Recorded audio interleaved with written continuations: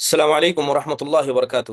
الحمد للہ رب العالمین والصلاة والسلام علی سید الانبیاء والمرسلین نبینا محمد وعلی آلہ وصحبہ اجمعین، اما بعد۔ محترم و معزز عزیز طلباء و طالبات، الحمدللہ اس سے پہلے نماز کے حوالے سے کچھ بنیادی باتیں آپ کے سامنے رکھی گئی تھی، اور الحمدللہ امید بھی یہ کرتے ہیں کہ آپ میں سے اکثر نے ان باتوں کو لکھا ہوگا۔ کیا کوئی یاد دلا سکتے ہیں کہ آخری چیز نماز کے حوالے سے آپ لوگوں نے کیا لکھی تھی؟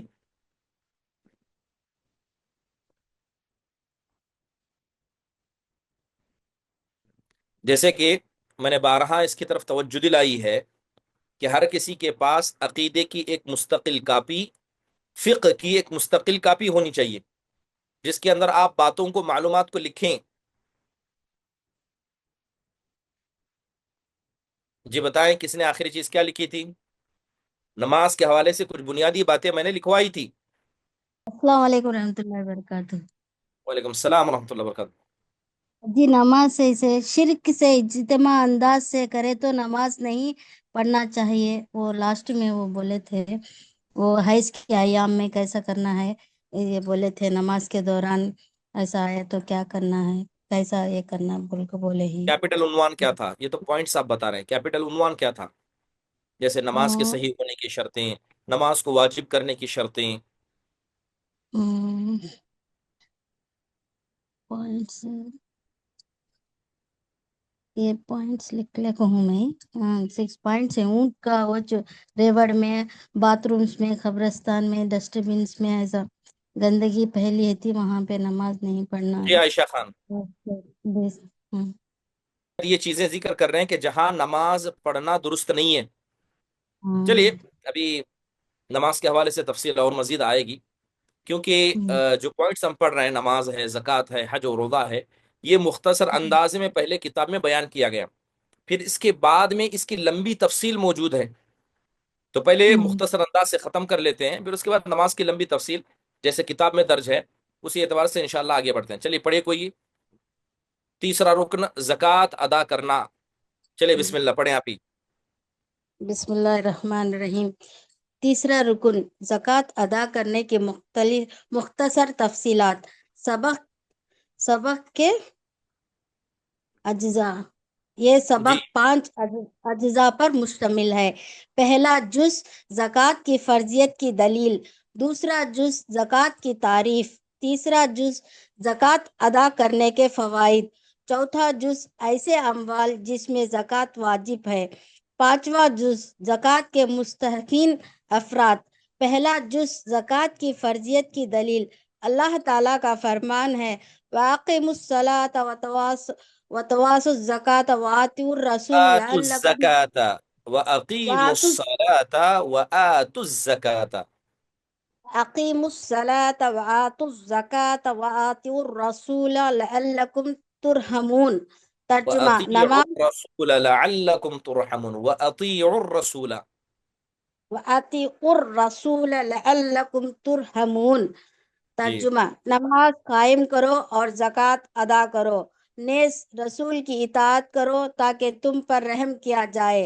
دوسرا جز زکوٰۃ کی تعریف، یہ دولت میں مخصوص شرائط پوری ہونے پر فرض صدقہ ہوتا ہے جو کہ مخصوص لوگوں کو مقررہ وقت میں دیا جاتا ہے۔ تیسرا جز زکوٰۃ ادا کرنے کے فوائد۔ پہلا، سب سے پہلے یہ عمل اللہ تعالیٰ کی اطاعت ہے۔ جی دوسرا، یہ غریبوں اور مسکینوں کی مدد ہے۔ تیسرا، زکوٰۃ انسان کو بخیلی سے بچا کر سخاوت سکھاتی ہے۔ چوتھا جز ایسے اموال جس میں زکوٰۃ واجب ہے۔ پہلا، سونا اور چاندی، کرنسی نوٹ۔ دوسرا، سامان تجارت۔ تیسرا، پالتو جانور۔ چوتھا، زرعی غلہ اور اناج۔ پانچواں جز زکوٰۃ کے مستحقین افراد۔ ٹھیک زکوٰۃ ہے، کے جزاک اللہ مستحق، خیر۔ دیکھیے، شکریہ۔ بات اگر زکوٰۃ کی جائے، بنیادی طور پر کہا گیا کہ زکوٰۃ ہر اس انسان پر جو عاقل ہے، بالغ ہے، مسلمان ہے، اس پر فرض و واجب ہے جب اس کا مال نصاب کو پہنچ جائے۔ قرآن میں اللہ کہتا ہے وَأَقِیمُوا الصَّلَاةَ، کہ تم نماز کو قائم کرو، وآتوا الزکاة، زکات ادا کرو، وَأَطِيعُوا الرَّسُولَ لَعَلَّكُمْ تُرْحَمُونَ، اور تم کیا کرو، رسول کی اطاعت کرو تاکہ تم پر رحم کیا جائے۔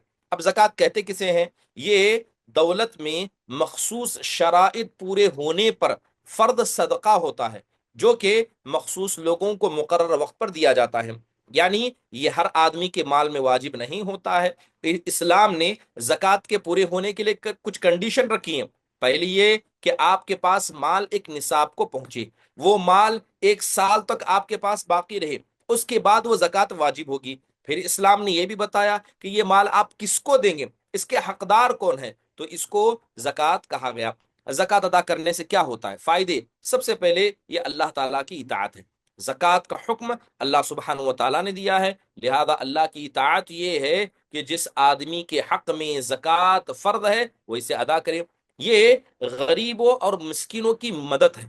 ایک تو اللہ تعالیٰ کا حق ادا ہو جاتا ہے، دوسرا اس کے ذریعے آپ غریبوں اور مسکینوں کی مدد کر سکتے ہیں، تیسرا زکوٰۃ انسان کو بخیلی سے بچا کر سخاوت سکھاتی ہے۔ ہر انسان کو مال پسند ہے، اپنے مال کی حفاظت کرنا انسان بہت زیادہ ضروری سمجھتا ہے، لیکن جب آپ اس اللہ کے دیوے مال کے ذریعے اللہ کے بندوں کو یہ حق دیتے ہیں کہ ان کا مال کیا ہے، یہ ہمارا مال ان کا بھی ہے، لہذا وہ استعمال کر سکتے ہیں، تو اس کے ذریعے انسان کے دل میں سخاوت پیدا ہوتی ہے۔ اب ایسے اموال جن میں زکوٰۃ واجب ہے، یعنی یہ نہیں کہ دنیا کی ہر چیز میں زکوٰۃ ہے، بلکہ کچھ چنندہ چیزیں ہیں جس کے اندر اسلام نے زکوٰۃ کو رکھا۔ سب سے پہلے سونا اور چاندی، یہ بنیادی طور پر کیا ہے، دنیا کے اہم معدنوں میں شمار کیے جاتے ہیں۔ سونا ہے، چاندی ہے، یا ان کے برابر کرنسی نوٹ ہے، جتنا سونے کی رقم ہو یا چاندی کا نصاب ہو، اگر کسی آدمی کے پاس سونے کے نصاب کے برابر پیسے اکٹھا ہو جاتے ہیں تو اس آدمی پر بھی کیا ہے، 1 سال گزرنے کے بعد زکوٰۃ واجب ہو جائے گی۔ سامان تجارت، وہ سامان چاہے وہ گھر کی شکل میں ہو، گاڑی کی شکل میں ہو، زمین کی شکل میں ہو، یا اناج کی شکل میں ہو، جسے آپ بیچنے کی نیت رکھتے ہیں، تو لہذا ہر وہ چیز جس میں نیت آپ کی بیچنے کی ہے، لہذا اس پر بھی زکوٰۃ واجب ہوتی ہے۔ پالتو جانور، وہ جانور جسے آپ پالتے ہیں، جس سے آپ فائدہ اٹھاتے ہیں، لہذا اگر وہ اونٹ ہے، اگر وہ بکری ہے، وہ گائے ہے، تو ہر کسی کا ایک نصاب، ایک حد شریعت نے بیان کی ہے، لہذا اس حد کو پہنچنے کے بعد انسان کو زکوٰۃ ادا کرنی پڑے گی۔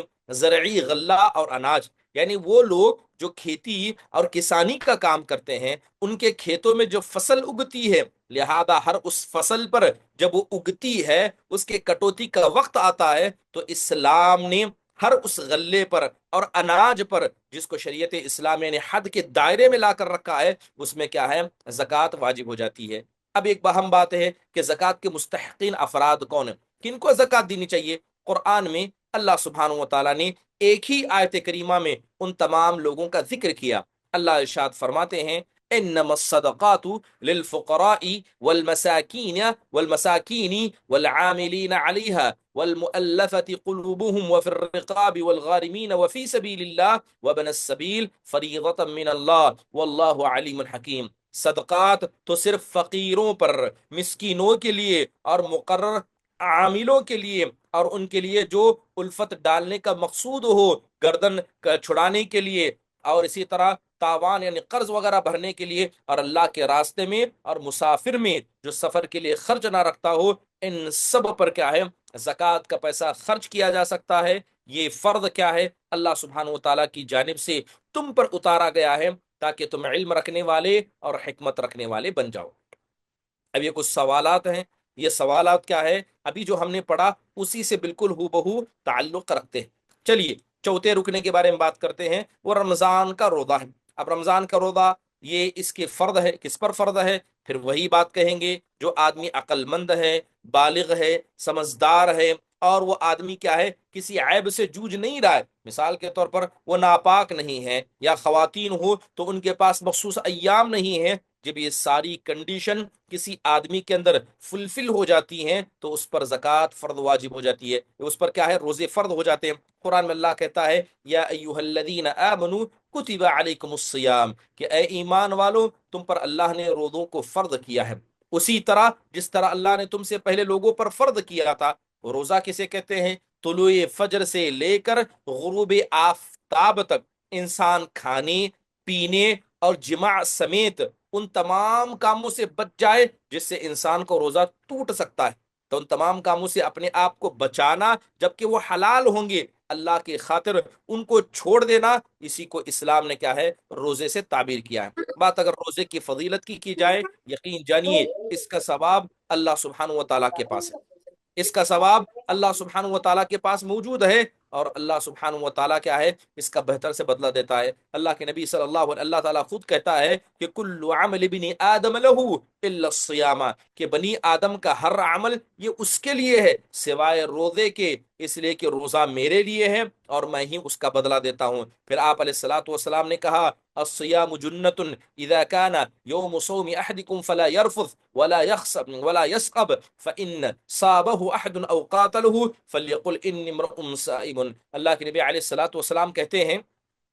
کہ تمہارا روزہ یہ ڈھال ہے، جس دن تم میں سے کوئی روزہ رکھ لے تو وہ بیہودہ باتیں مت کرے، نہ ہی غل غباڑے مچائے یعنی بیجا حرکتیں کرے، اگر اسے کوئی گالی دے یا جھگڑا کرے تو اسے کہنا چاہیے کہ میں روزے دار ہوں۔ اس ذات کی قسم جس کے ہاتھ میں محمد صلی اللہ علیہ وسلم کی جان ہے، روزے دار کے منہ سے جو بو نکلتی ہے وہ اللہ کے یہاں کستوری یعنی جسے ہم کہتے ہیں کہ عود، یا یوں کہیے جسے ہم سفید کا کام کہتے ہیں، یا یوں کہیے جو سب سے بہترین خوشبو انسان کو لگ سکتی ہے، اللہ سبحانہ و تعالیٰ کے نزدیک کیا ہے وہ اللہ کو زیادہ پسند ہے، بلکہ جسے مسک کہا جاتا ہے اس سے زیادہ اللہ سبحانہ و تعالیٰ کو روزے دار کے منہ سے نکلنے والی وہ پسند ہے۔ روزے دار کے لیے دو خوشیاں ہیں، ایک وہ جب وہ افطاری کرتا ہے، دوسرا وہ جب وہ اللہ سبحانہ و تعالیٰ سے ملاقات کرے گا۔ روزے کے فائدے کیا ہیں؟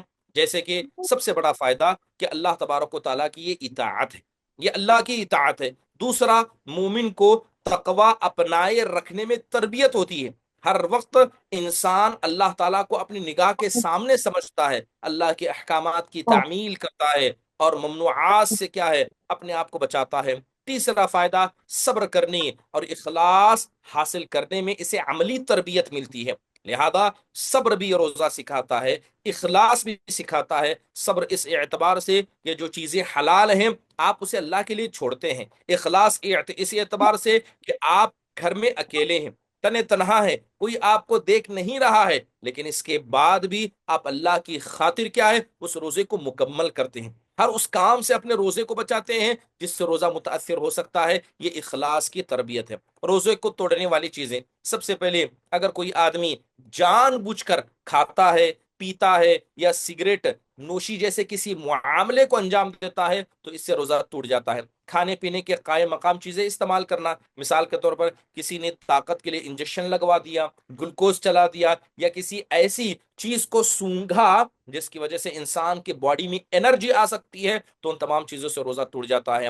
عمدن قے کرنا، جان بوجھ کر الٹی کرنا، خود سے نہیں بلکہ جان بوجھ کر کرنا، حید یا نفاس کا جاری ہو جانا، چاہے وہ روزہ چھوڑنے سے 1 منٹ پہلے ہی انسان کے ساتھ کسی خاتون کے ساتھ کیوں نہ ہو جائے، فوراً روزہ ٹوٹ جاتا ہے۔ زیادہ مقدار میں خون نکلوانا، جیسے بہت سارے لوگ کیا ہے اپنے جسم سے فاسد خون نکالتے ہیں، لیکن بسا اوقات اتنا خون نکالا جاتا ہے کہ انسان کمزور ہو جاتا ہے اور وہ اس کی صحت پر اثر ڈالنے لگتا ہے۔ اس کے علاوہ مشتزنی کرنا، کہ انسان اپنے ہاتھ سے مشتزنی کرے، ٹھیک ہے، تو اس سے بھی روزہ ٹوٹ جاتا ہے۔ یا جماع کرنا، شوہر اور بیوی کا آپس میں ملاقات کرنا۔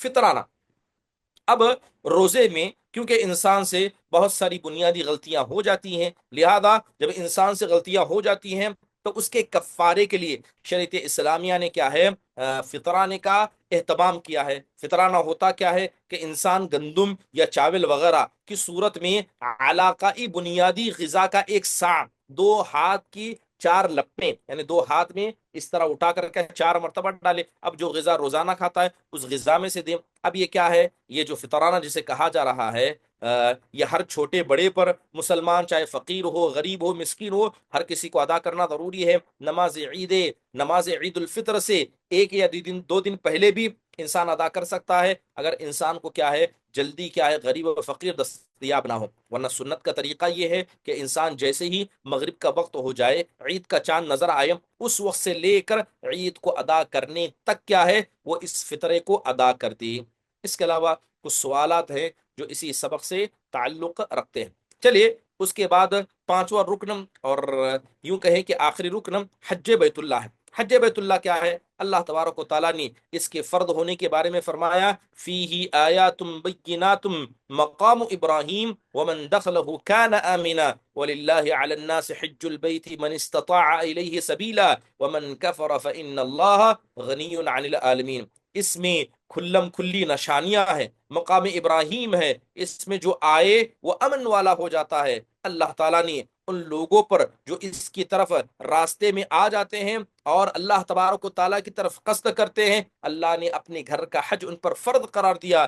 جو آدمی کفر کرے گا اللہ تعالیٰ اس سے بلکہ تمام دنیا سے بے پرواہ ہے، اللہ کو فرق نہیں پڑتا۔ اب روزے کا مقصد کیا ہے؟ اللہ کے نبی علیہ الصلوۃ والسلام نے کہا انما جعل الطواف بالبیت وبین الصفا والمروۃ ورمی الجمار لاقامت ذکر اللہ، کہ اللہ تعالیٰ کے گھر کا طواف کرنا، صفا مروہ کے درمیان کی سعی کرنا یا رمی جمرات میں جا کر کنکری مارنا، یہ سب کام اللہ کے ذکر کو بلند کرنے کے لیے کی گئی ہیں۔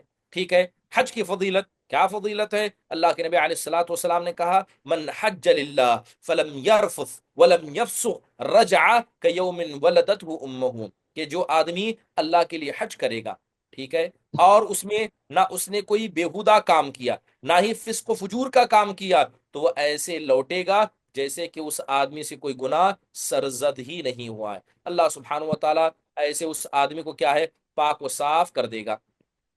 چلیے اسکرین پر کوئی بھی نہ لکھیں۔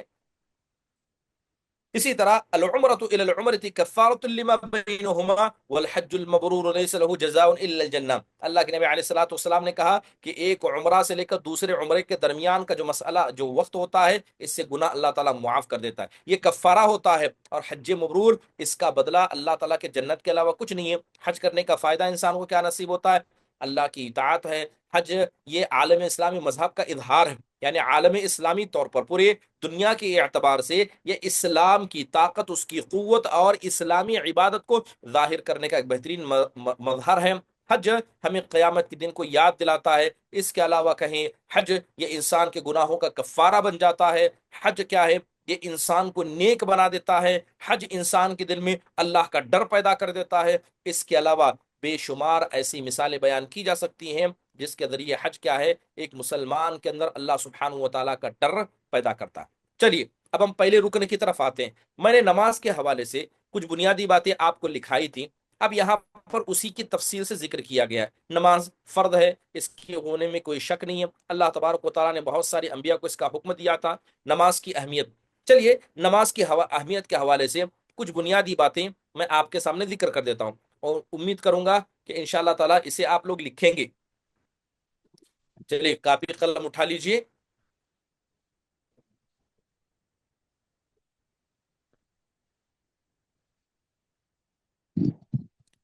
نماز کی اہمیت اور اس کی فضیلت۔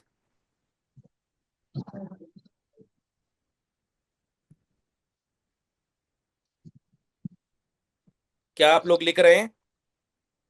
جی چلے بسم اللہ۔ پہلی فضیلت یا لکھیں۔ پہلی اہمیت،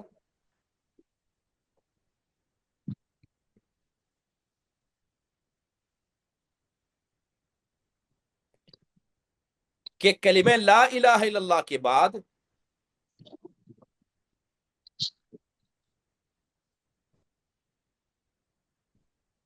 یہ اسلام کا دوسرا اہم رکن ہے۔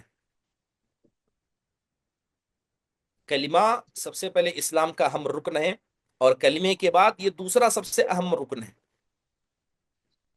اس لیے آپ دیکھیں کہ جب حضرت معاذ بن جبل رضی اللہ عنہ نے حضرت یعنی اللہ کے نبی صلی اللہ علیہ وسلم نے حضرت معاذ بن جبل کو یمن بھیجا تھا، تو آپ علیہ الصلوۃ والسلام نے کہا تھا انک تقدم علی قوم من اہل الکتاب، کہ جن کے پاس تم جا رہے ہو وہ اہل کتاب ہیں۔ فلیکن اول ما تدعوہم الیہ ان یوحدوا اللہ تعالی، آپ علیہ الصلوۃ والسلام نے کہا کہ سب سے پہلے تمہیں جس چیز کی طرف انہیں دعوت دینی چاہیے وہ اللہ کی توحید ہوگی۔ فَإِذَا عَرَفُوا ذَلِكَ، جب یہ اللہ کی توحید کو جان لیں گے، فَأَخْبِرْهُمْ أَنَّ اللَّهَ فَرَضَ عَلَيْهِمْ 5 صَلَوَاتٍ فِي يَوْمِهِمْ وَلَيْلَتِهِمْ۔ اللہ کے نبی نے کہا کہ جن اہل کتاب کے پاس جا رہے ہو جنہیں تم دعوت دینے جانے ہو سب سے پہلے توحید کی دعوت دینا. اگر وہ توحید کو جان لے پہچان لے تو انہیں بتا دینا کہ اللہ نے ان کے دن اور رات میں کیا ہے 5 وقت کی نمازوں کو ان پر فرض کیا ہے. 5 وقت کی نمازوں کو فرض کیا ہے. تو اسلام کے پہلا رکن کلمے کے بعد یہ دوسرا رکن ہے. دوسری فضیلت یا دوسری اہمیت، دوسرا پوائنٹ لکھیں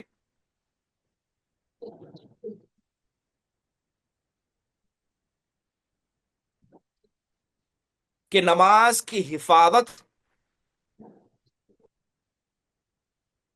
ہر حال میں کرنے کا ہمیں حکم دیا گیا ہے. نماز کی حفاظت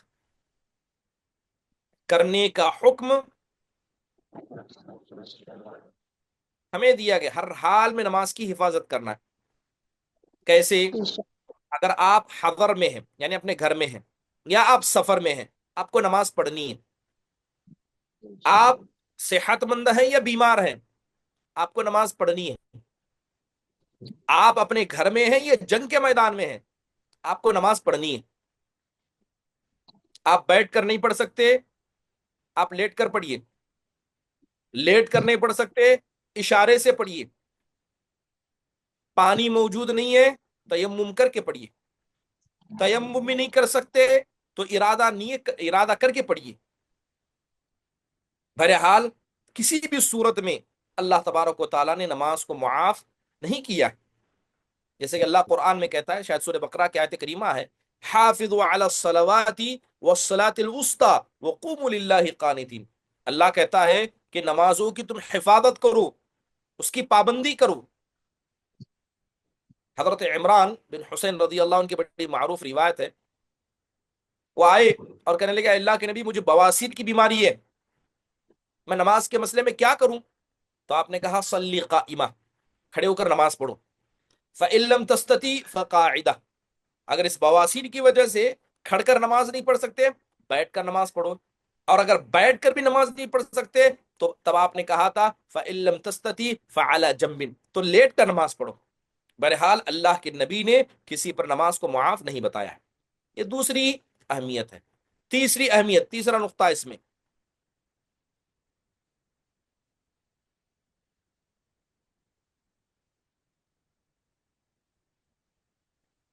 نبی صلی اللہ علیہ وسلم کی آخری وصیت نماز کی تھی.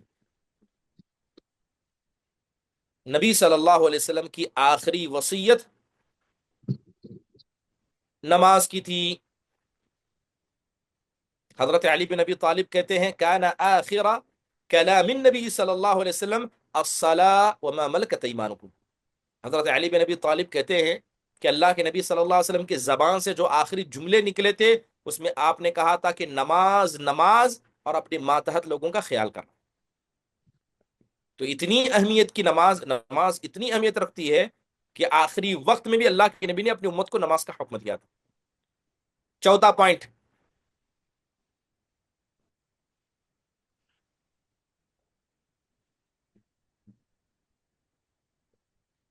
نماز کا حکم اللہ نے نبیوں اور رسولوں کو دیا ہے. یعنی ہم سے پہلے جتنے انبیاء اور رسول گزرے ہیں اللہ نے ان سب کو نماز کا حکم دیا تھا. بلکہ قرآن میں اللہ نے انبیاء کی ایک بڑی جماعت کا ذکر کیا ہے اور اللہ نے اکثر لوگوں کے حوالے سے نماز کا ذکر کیا.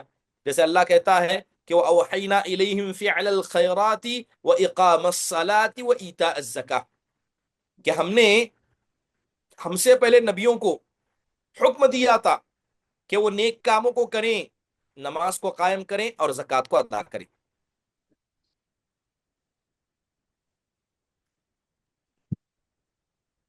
پانچواں پوائنٹ،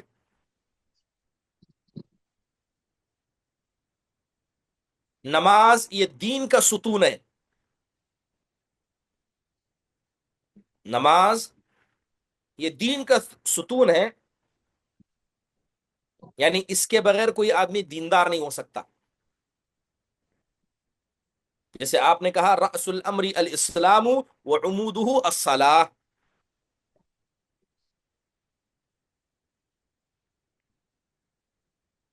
چھٹا پوائنٹ اس میں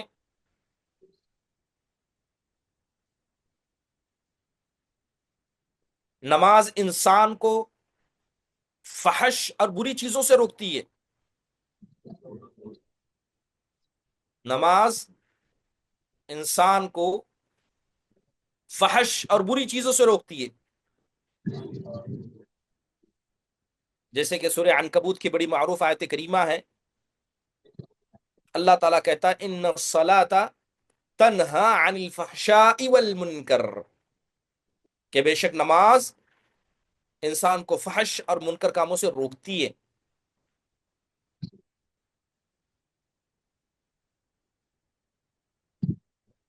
ساتواں پوائنٹ اس میں نماز کی اہمیت و فضیلت میں،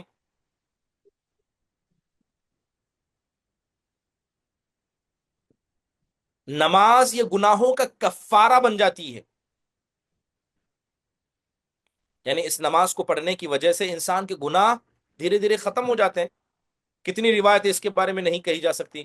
جیسے سب سے بڑی معروف روایت جو حضرت ابو ہریرہ رضی اللہ عنہ سے صحیح بخاری مسلم کے اندر موجود ہے، کہتے ہیں کہ اللہ کے نبی علیہ الصلوۃ والسلام نے مجھ سے کہا تھا ارأیتم لو ان نهرا بباب احد ارأیتم لو ان نهرا بباب احدکم یغتسل منه كل يوم 5 مرات هل يبقي من درنه شيء. اللہ کے نبی نے کہا کہ تمہارا کیا خیال ہے کہ اگر تم میں سے کسی آدمی کے گھر کے سامنے کوئی نہر بہتی ہو اور وہ دن میں اس میں 5 مرتبہ نہاتا ہو، کیا اس کے جسم پر کسی قسم کی گندگی باقی رہے گی؟ تو صحابہ نے کہا لا یبقی من درنی شیء، اے اللہ کے نبی اگر کوئی اس نہر میں جس میں تازہ پانی بہتا ہے اس میں 5 مرتبہ نہائے تو اس کے جسم پر گندگی کہاں سے باقی رہ سکتی ہے؟ تب آپ نے کہا فذلک مثل الصلوات الخمس یمحو اللہ بہن الخطایا، آپ نے کہا یہی مثال 5 وقتہ نمازوں کی ہے، اس کے ذریعے اللہ گناہوں کو معاف کرتا ہے.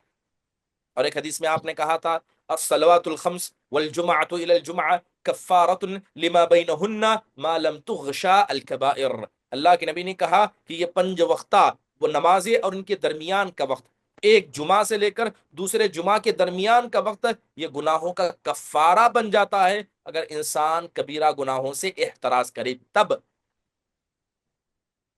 بلکہ وہ حدیث جس میں آپ نے کہا کہ اگر کوئی آدمی نماز کے لیے وضو کرتا ہے، اچھے طریقے سے وضو کرتا ہے، اچھے طریقے سے خضوع کرتا ہے، رکوع انجام دیتا ہے، تو اس کی وجہ سے اللہ سبحانہ و تعالیٰ کیا کر دیتے ہیں؟ اس کے گناہوں کو معاف کر دیتے ہیں. یہ ساری چیزیں کیا ہے؟ نماز کی اہمیت پر ہیں. کتنے پوائنٹ لکھے آپ لوگوں نے؟ جی 7 6. Number 8، 7 points.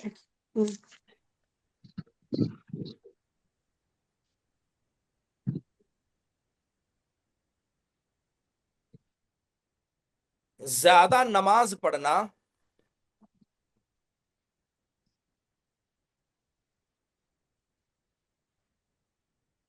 یہ انسان کو اللہ کے نبی کے ساتھ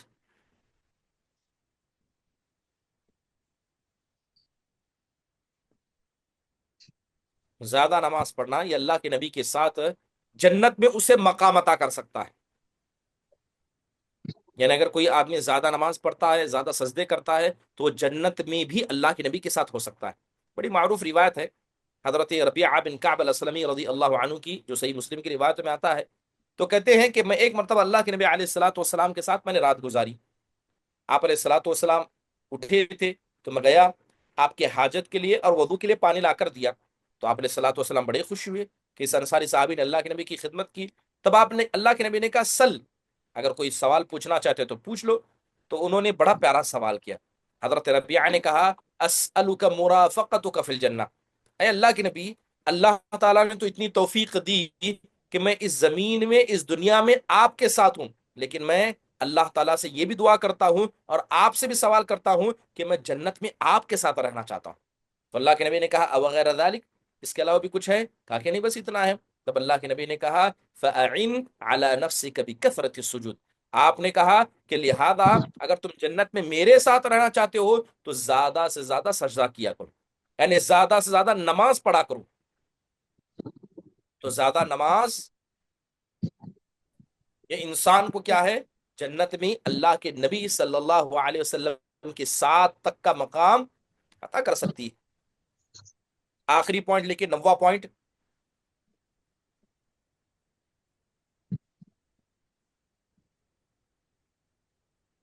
نماز کو چھوڑنے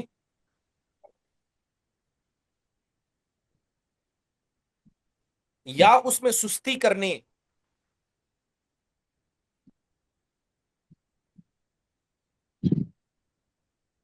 نماز کو چھوڑنے یا اس میں سستی کرنے پر سخت وعید آئی ہے کہ جو آدمی نماز کو چھوڑے گا، وعید یہ ہے کہ وہ جہنم میں جائے گا۔ جیسے کہ جب جنتی لوگ جو جہنم کے مجرم ہوں گے ان سے پوچھیں گے ما سلککم فی سقر، کہ اس سقر میں، اس جہنم کے گڑھے میں تم پہنچے کیسے؟ کیا کہیں گے وہ؟ قالوا لم نک من المصلین، کہیں گے ہم نمازیوں میں سے نہیں تھے، ہم دنیا میں نماز نہیں پڑھتے تھے۔ اور اللہ تعالیٰ نے منافقوں کی مثال بیان کی کہ وہ نماز میں سستی کرتے ہیں، بلکہ حدیث میں اللہ کے نبی نے کیا کہا؟ ان بین الرجل و بین الشرک والکفر ترک الصلاۃ، کہ ایک آدمی کے مسلمان اور کافر ہونے میں فرق بس نماز کا ہے، نماز چھوڑ دے گا تو وہ اسلام سے نکل جائے گا۔ تو یہ ساری فضیلتیں، اہمیتیں نماز کے حوالے سے بیان کی گئی ہیں۔ چلیے، نماز کے لیے سب سے پہلے انسان کو طہارت کا ہونا ضروری ہے، اور اس سے پہلے جہاں تک مجھے یاد ہے میں نے ذکر کیا تھا کہ نماز کے صحیح ہونے کے لیے 2 طرح کی طہارت کا ہونا ضروری ہے۔ کیا آپ میں سے کسی کو یاد ہے کہ وہ چیزیں کیا ہیں؟ نماز کی صحیح ہونے کی شرطیں، ایک تو غسل نماز کب اور واجب ہوتی ہے اس کی شرط، جی پہلی شرط غسل آد- آدمی مسلمان ہونا چاہیے، دوسرا شرط جی بالغ ہونا چاہیے، جی تیسرا نماز آپ کو معاف کس کے پر ہے تو مجنون، دیوانہ اور عقل مند کے لیے معاف ہے۔ چوتھا ہے کہ حیض و نفاس سے پاک و صاف رہے۔ 10 سال کا بچہ ہے تو نماز مار کر پڑھانا چاہیے، اور 7 سال کے بچے کو نماز کا حکم دینا چاہیے۔ یہ نماز، جزاک اللہ خیر، یہ نماز کے واجب کرنے والی چیزیں میں نماز کے صحیح ہاں، ہونے کے لیے میں نے نماز ذکر کے کیا تھا کہ کنڈیشن، انسان گندگی سے پاک ہو۔ اب گندگی سے کیا کیا پاک ہونا چاہیے؟ سب سے پہلے اس کا جسم پاک ہو، چھوٹی طہارت، بڑی کپڑا پاک چھوٹی، ہو، جس جگہ نماز پڑھ رہا ہے جگہ پاک ہو، اور کہاں کا نماز نہیں پڑھنی چاہیے اس کا بھی میں نے ذکر کیا تھا۔ جی جی ہاں، یاد ہے آپ لوگوں کو؟ لکھا آپ لوگوں نے؟ ہاں لکھا ہے۔ تو نماز کے صحیح ہونے کے لیے پہلی کنڈیشن تھی کہ انسان گندگی سے پاک ہو۔ اب لکھیے دوسری کنڈیشن اسی میں، ایک ہی کنڈیشن نماز کے صحیح ہونے کے لیے، شرط ہونے کے لیے میں نے پہلی شرط لکھائی تھی کہ انسان گندگی سے پاک ہو، اس کا بدن، اس کا کپڑا، اور جس جگہ وہ پڑھ رہا ہے۔ دوسری شرط یہ ہے، تبھی جا کر نماز صحیح ہوگی،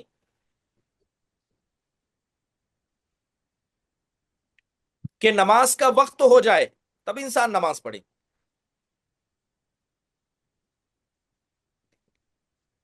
اب کیا میں آئندہ جمعہ کی نماز ابھی پڑھ سکتا ہوں؟ آج پیر کا دن ہے، منگل بدھ جمعرات جمعہ، نہیں پڑھ سکتا۔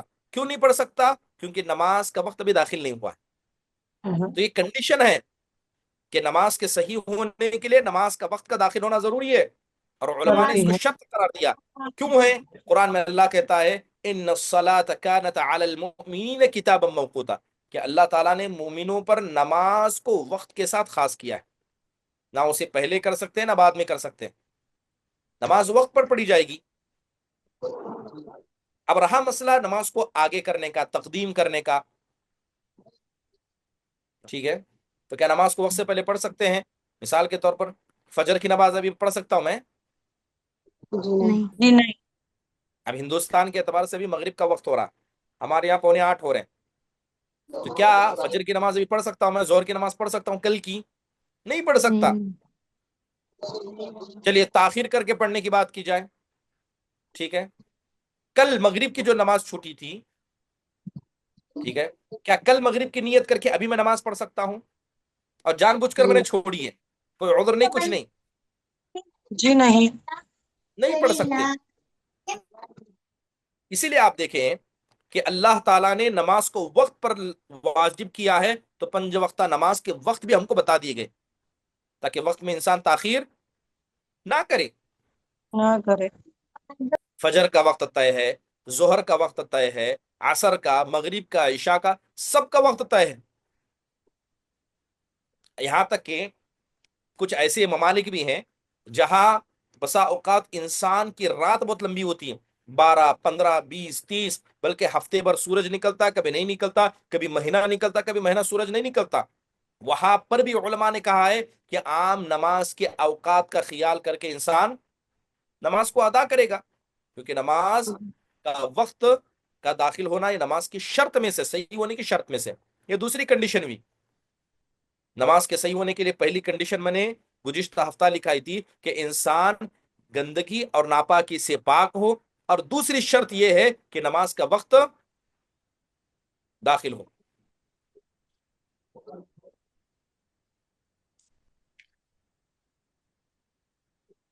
تیسری شرط نماز کے صحیح ہونے کے لیے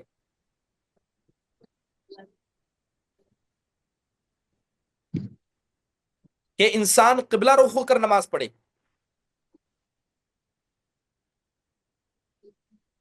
انسان قبلہ رخ ہو کر نماز پڑھے، یہ نماز کے صحیح ہونے کی شرط میں سے. اس لیے اللہ تعالیٰ نے کہا تھا قد نرى تقلب وجهك في السماء فلنولينك قبلة ترضاها فولي وجهك شطر المسجد الحرام. اللہ نے کہا کہ مسجد حرام کی طرف اپنے چہرے کو پھیر لیجئے، کیونکہ اللہ تعالیٰ کا حکم تھا. تو اس لیے اکثر علماء کی رائے یہ ہے کہ نماز کے صحیح ہونے کے لیے استقبال قبلہ، یعنی قبلہ کے سمت نماز کا ہونا یہ شرط ہے.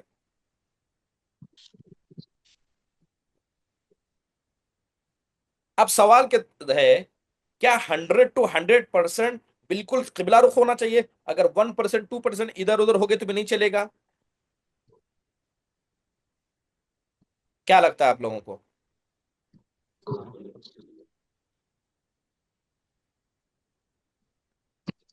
یا سمت پڑھ سکتے ہیں؟ جیسے پتا ہے کہ یہ مشرق ہے، یہ مغرب ہے، یہ شمال ہے، یہ جنوب ہے. اب مجھے حد پتا ہے، اب مجھے پتا ہے کہ مشرق سے سورج نکلتا ہے، مغرب میں طلوع ہوتا ہے، اور میرا قبلہ مغرب کی طرف ہے.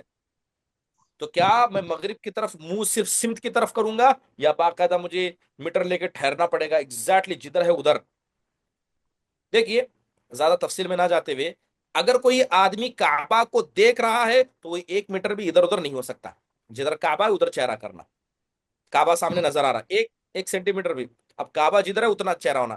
کعبہ ادھر ہے، تھوڑا ادھر کر کے پڑھ رہا، فوراً نماز اس کی باطل ہو جائے گی، نماز درست نہیں ہوگی. تو کعبہ کو دیکھ رہا ہے تو بالکل 100% کعبہ کی طرف اس کا چہرہ ہونا چاہیے. ایسا نہیں کہ 20 سینٹر میں کعبہ، کہیں بھی جتنی کعبہ کا حد ہے وہاں آپ کی طرف چہرہ ہونا چاہیے. دوسری بات ہے، اگر کوئی آدمی مکۃ المکرمہ کے اندر ہے تو اس کے لیے بھی کہا جاتا ہے کہ مکہ میں رہنے کے بعد اگرچہ انسان کو کعبہ سے دور دور سے کعبہ نظر نہیں آتا، مگر ریشیو اس کو پرفیکٹ رکھنا ہوگا. پرفیکٹ کیا ہے؟ اسے قبلہ ناپنا ہوگا.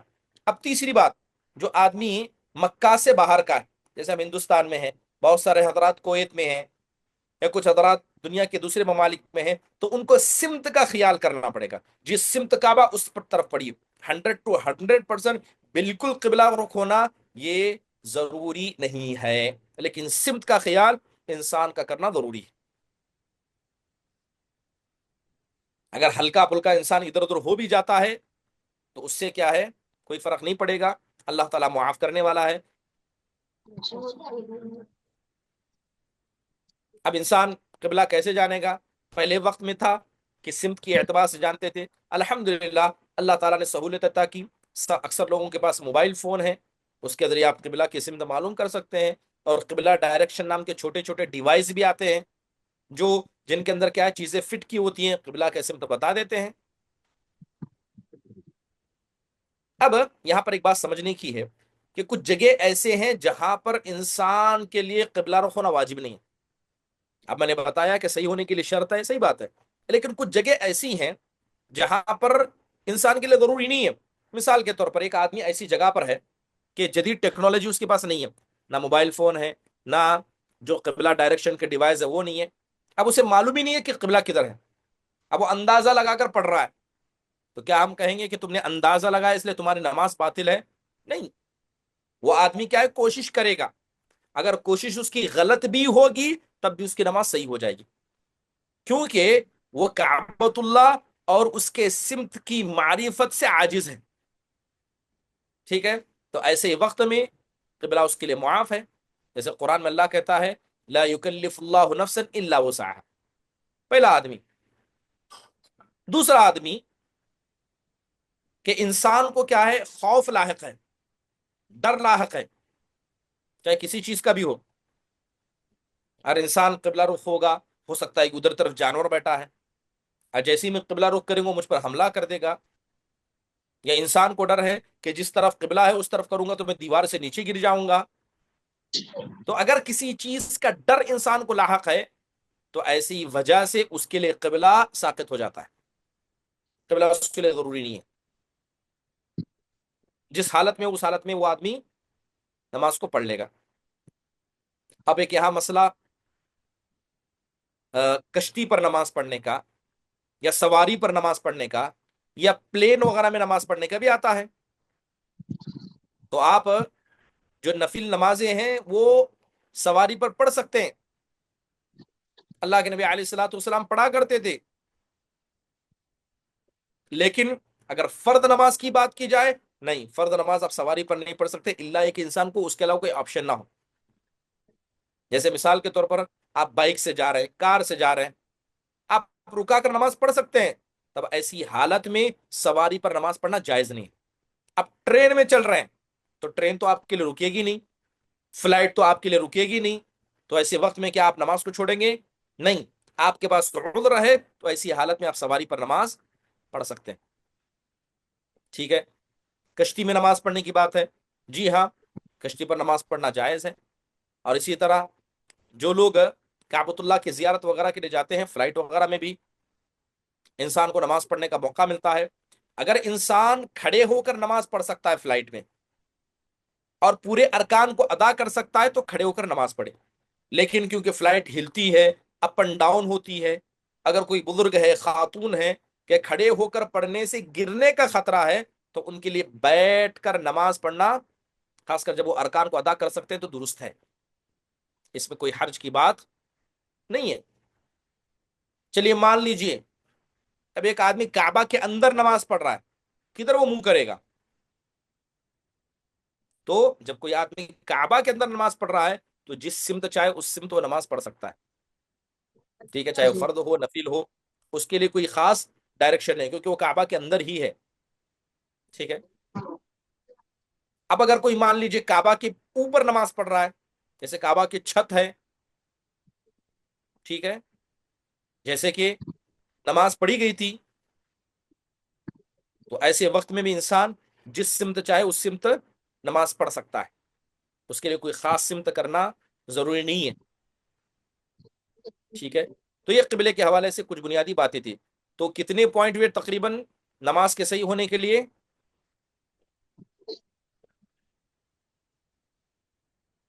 نماز کے صحیح ہونے کے لیے کتنے پوائنٹ لکھے آپ لوگوں نے؟ 3 ہو چکے ہیں. جی نمبر 4، چوتھا پوائنٹ.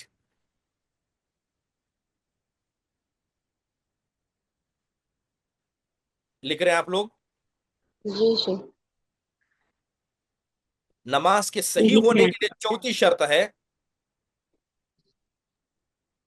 انسان کا اپنے سطر کو چھپانا، سطر پوشی کرنا.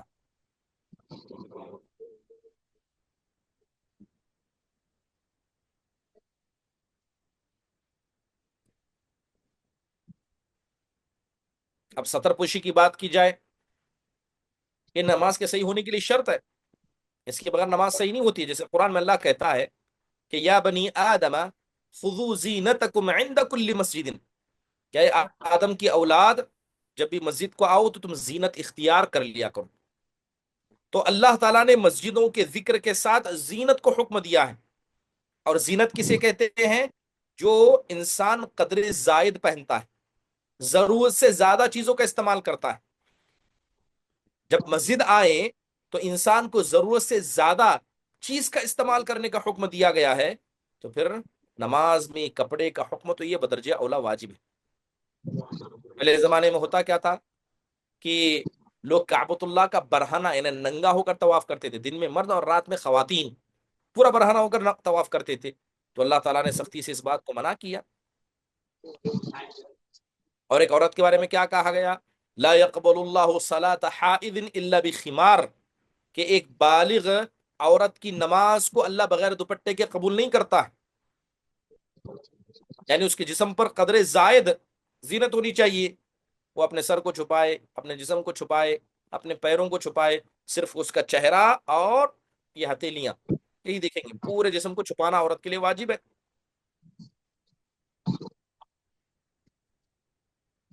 کیونکہ انسان نماز کی حالت میں اللہ تعالیٰ سے مناجات کرتا، اللہ سے گفتگو کرتا ہے، تو انسان جتنی بہترین حالت میں ہو سکتا ہے اس حالت میں ہو کر انسان کو اللہ کے سامنے کھڑا ہونا چاہیے. اسی لیے بات سلف صالحین کے بارے میں آتا ہے کہ انہوں نے خصوصی نماز کے لیے سب سے بہترین لباس سلا کر رکھا تھا. صرف نماز کے لیے وہ نیا لباس پہنتے تھے. اور کتنے ایسے تھے جنہوں نے زندگی میں پیاز اور لہسن صرف اس لیے نہیں کھایا کہ دن میں 5 مرتبہ ان کو نماز پڑھنا ہے اور 5 مرتبہ وہ اللہ کے سامنے کھڑے ہوں گے. اس بدبودار منہ کے ساتھ کیسے کھڑے ہوں گے جس سے پیاز اور لہسن کی بدبو آئے؟ کبھی نہیں کھایا، انہوں نے چھوڑ دیا. تو انسان کیا کرے؟ جب نماز میں کھڑا ہو تو سب سے بہترین کیفیت میں کھڑا ہو، اور سطر پوشی اس کے اندر سر فہرست میں آ جاتی. اب یہ مسئلہ ہے کہ مرد کی سطر کتنی ہے، کہاں سے کہاں تک مرد چھپائے گا، عورت کے لیے سطر کیا ہے، نماز کے اندر کس طرح کا مسئلہ ہوگا، اور حرام لباس میں نماز پڑھنا، برہنہ ہو کر نماز پڑھنا. انشاءاللہ تعالی آئندہ سبق میں ان چیزوں کا ذکر کیا جائے گا. کیا کسی کے پاس کوئی سوال ہے آج سبق کے حوالے سے؟ جی شیخ، جی. السلام علیکم ورحمۃ اللہ وبرکاتہ. وعلیکم السلام ورحمۃ اللہ وبرکاتہ.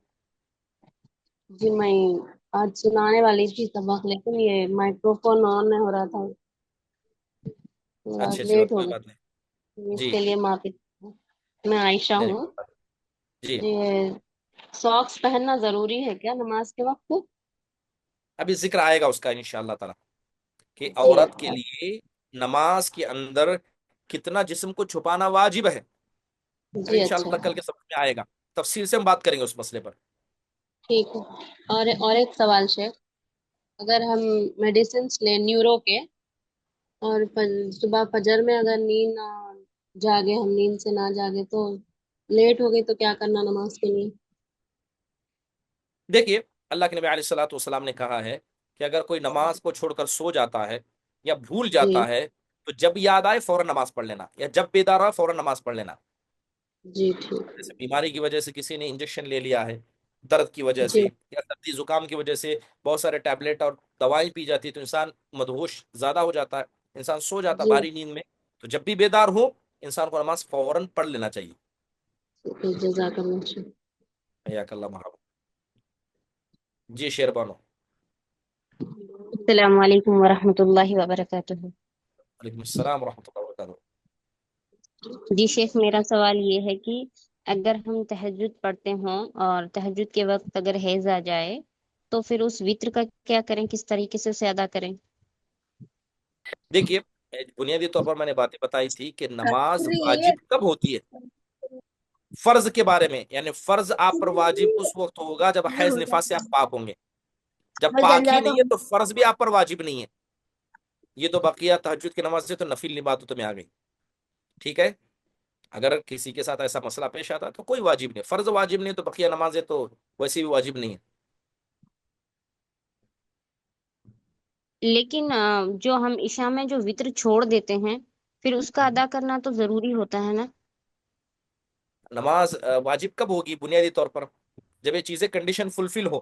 اب وہ کنڈیشن ہی فلفل نہیں ہو رہی تو نماز معاف ہے سیدھے. اچھا اس وقت اگر ہمارے وہ وطر چھوٹ گیا تو اس کی پکڑ نہیں ہوگی؟ نہیں بالکل نہیں، فرض چیزوں کی پکڑ نہیں ہوگی، یہ تو سنت مؤکدہ ہے۔ اچھا، جزاک باقی اللہ 7 دنوں میں کیا فرض پڑے گی کوئی خاتون؟ نہیں پڑے گی، اس پر فرض چیزوں کی پکڑ نہیں ہے، تو نفل چیزیں سنت مؤکدہ اس کی تو اور پکڑ نہیں ہے۔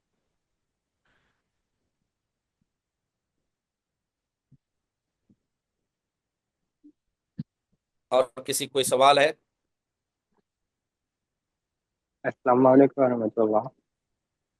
وعلیکم السلام ورحمۃ اللہ وبرکاتہ، جی شیخ آپ نے پچھلی کلاس میں بتائے تھے کہ جو نماز رہتی ہے وہ قبرستان میں نہیں پڑھنی چاہیے، جی جی تو کئی نماز جو رہتی ہیں جنازے کی پڑھائی جاتی ہیں قبرستان۔ میں معذرت چاہوں گا، آپ کی آواز تھوڑی بہت دھیمی ہے۔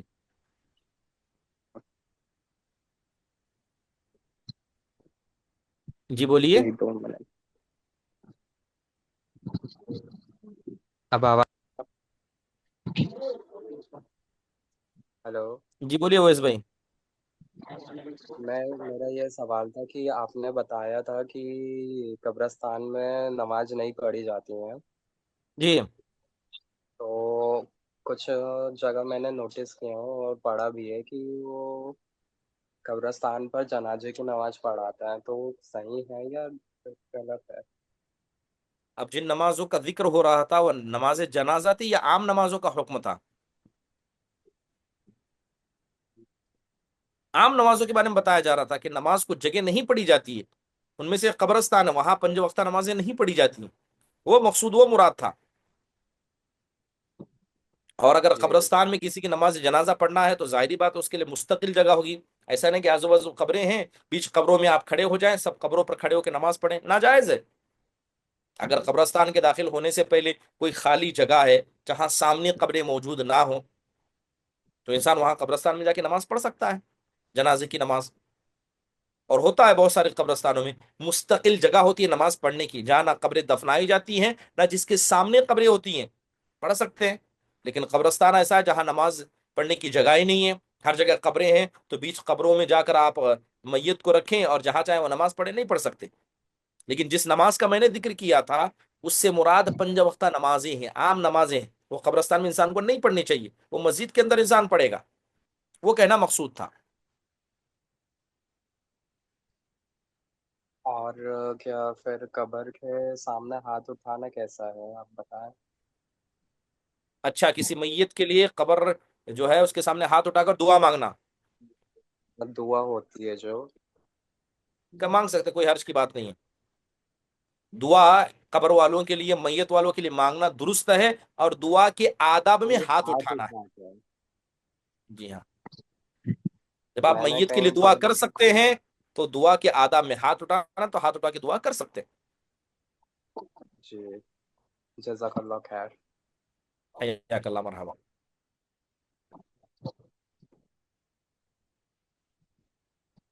جی اور کسی کوئی سوال ہے؟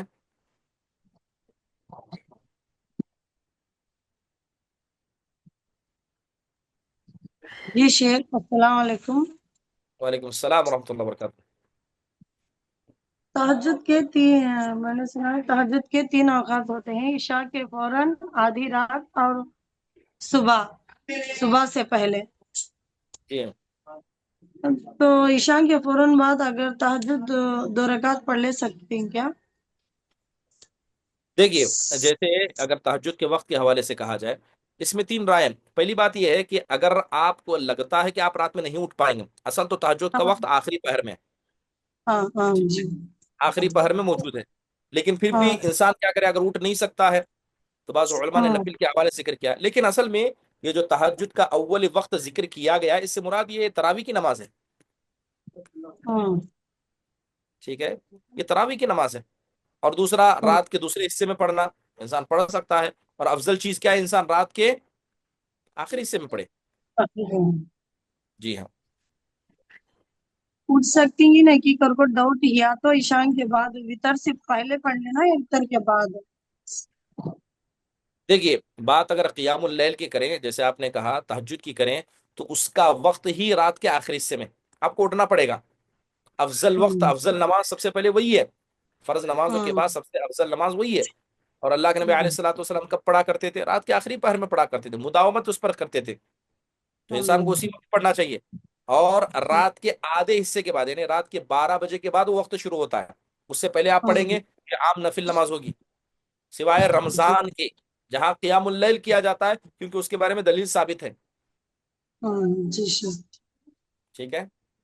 جی شکریہ. حیاک اللہ، مرحبا.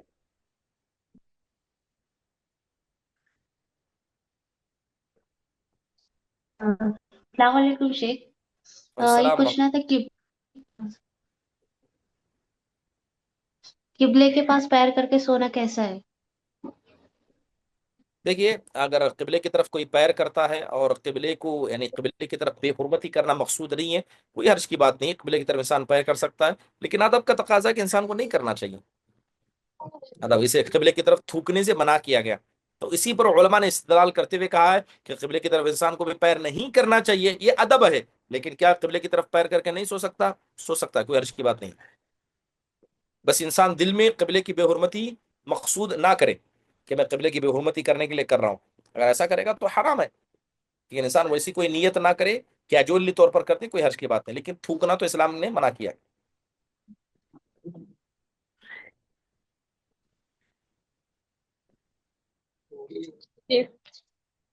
جی. میں شیخ نمبر 8215 ہے عائشہ. انشاءاللہ میں کل پڑھوں گی. اچھی بات ہے، انشاءاللہ تعالی ضرور. مس ہو گیا نا، کل پڑھوں گی. جی جی انشاءاللہ شیخ ضرور. شیخ جی ایک ڈاؤٹ تھا، ٹاپک سے ریلیٹڈ نہیں تھا، پوچھ سکتی ہوں میں؟ جی بسم اللہ. شیخ مجھے یہ پوچھنا تھا کہ اگر کسی کی حرام سورس سے انکم ہے تو ہم ان کا گفٹ یا ان کا کھانا گھر پہ مطلب دیتے ہیں تو کھا سکتے ہیں کیا، لے سکتے ہیں کیا؟ وہ کلوتھس دیتے ہیں یا فوڈس دیتے ہیں ہمیں کھانے، تو ہم مطلب یوز کر سکتے ہیں کیا؟ دیکھیے، اگر کسی کا کھانا ایسا ہے کہ حلال و حرام مکس ہے، ٹھیک ہے، حلال بھی مکس ہے حرام بھی مکس ہے، ہمیں کنفرم نہیں پتا ہے، تو ایسی صورت میں انسان کیا ہے، حسن ظن رکھتے ہوئے کھا سکتا ہے. لیکن اگر پتا ہے کہ کسی کا کنفرم حرام ہے تو انسان کو نہیں کھانا چاہیے، احتیاط کرنا چاہیے. اور دوسری بات یہ ہے کہ اگر آپ کسی کا حرام نہیں کھا رہے ہیں تو وجہ کیا ہے، مقصد کیا ہے؟ ہاں، مقصد یہی ہے کہ سامنے والے کو بتائیں کہ جو حرام آپ کھاتے ہو اس کو میں نہیں کھاتا. تو اصل میں پیغام پہنچانا ہے. اگر انسان زبان سے پیغام نہ پہنچائے، بس دل میں رکھ لے اور نہ کھائے، انسان کو پیغام پہنچانا چاہیے کہ آپ کی انکم حرام کی، اس لیے ہم نہیں رہتے، تاکہ اسے بھی احساس ہو کہ حرام روزی کتنی خطرناک ہے. اور ایک مومن دوسرے مومن کے لیے آئینہ ہے، اور آئینہ آئینے کے سامنے آتا ہے تو کیا ہے، اس کی کمیوں کو بھی گناتا ہے، اس کی خوبیوں کو بھی گناتا ہے. اور الدین النصیحہ، دین نام ہے نصیحت کا، خیر خائی کا، تو خیر خائی انسان کو کرنی چاہیے.